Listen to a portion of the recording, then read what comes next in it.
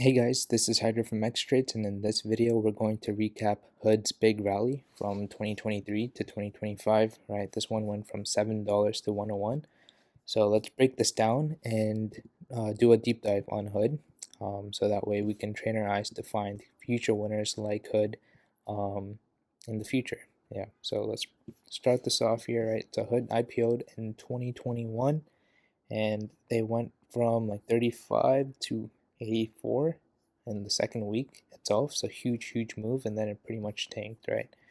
So it was forming a base for quite some time. Key resistance around the 15 level, key support around that 7 level, right? So I would start paying attention to this one as soon as it breaks this base.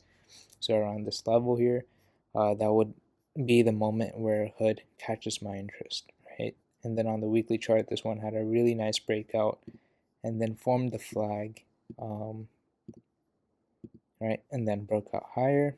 And then here we had a pretty nasty correction. And then here again, you form a flag, you break out higher, and this time you get a really big move. And then you have some flags here, right? And then you break out higher, and then you have a nasty correction again, and then you just continue V-shaped recovery, and yeah, Hood really explodes. Hood did really explode in the last couple months. So let's break this down a little bit more, right? Let's try to focus in over here. All right, so looking at the daily chart, Hood bottomed here, right? Had a really nice rally, but not that many setups. All right, it was getting a little bit extended, and then it pulled back in slightly, and then as it was turning back up here, I would say would be a decent entry, right? So you get a really nice rally, and then you form a flag, you consolidate, and then you break out again, right? So this would have been a good setup to buy, and then here you have like a mini base forming. So over here, it would have been a good setup to buy with the lows at that mini base low, right? And then you get a nice rally, you'll pull back in and bounce. And then this gap up day is, yeah, I actually think I bought it on that day when you, this one gapped up, right? Nice increase in volume, and it was making you 52-week highs at the time. So yeah, this was a really good setup. And then here you have another gap up, and then you form a flag, and then you break out here again, right? So this was another good buy setup. And then you have some mini flags here, right? Mini flag here, mini flag here, right? Bunch of opportunities on this one. And then another like mini flag here, right? So these are all buyable setups. And then this one was really nice, right? Another mini flag here, and this time you're breaking out of this space, or you're trying to break out of this space. So yeah, over here was definitely viable. And then we have a really strong rally. It just continues to grind higher and higher, right? And then Hood kind of tops off, it kind of explodes. And then the market in general kind of topped off, right? And then everything pretty much tanked, and Hood did as well. So this one went from 65 all the way back down to 30, right? Pretty nasty correction. That's over a 50% drop. And then, yeah, as soon as Hood broke this downtrend, it was back to being viable again, right? So once we cleared that 43 level, or like around this trend line area, so around this inside bar setup, right? This was a really good setup. And on this candle, you could have bought, and that could have been the initial entry. And then you kind of pull back in again, and then you get a nice gap up and go.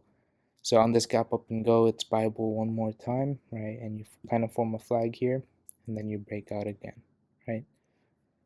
So over here was, yeah, pretty nice, and then it pretty much just took off, formed another flag, and then formed another flag here, right? This was a good setup, and then it takes off again, and then you have like mini flags here, another mini flag here, yeah, and then this is also a mini flag here, right? And then you just continue to take off, and then we just recently formed another flag, and then broke out, and we're currently testing that 100 resistance level.